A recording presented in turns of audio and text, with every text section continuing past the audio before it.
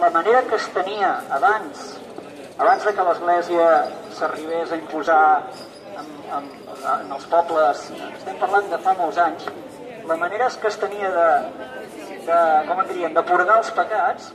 era que el mateix poble te perdonava després de que tu paguessis una penyora.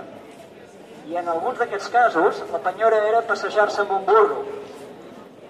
I aquesta història és molt bona perquè jo fa uns anys vaig estar a Madagascar i resulta que allà feien exactament el mateix en els poblets de la Madagascar pobra del sud, que encara conservaven tradicions. Es parlava de que quan algú feia alguna cosa malament, el Consell de Savis del poble el pujaven a sobre un burro, el feien passejar,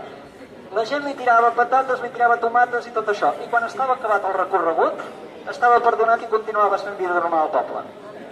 O sigui que aquestes històries tenen base històrica i són un exemple de com les tradicions abans i les costums eren de certa manera.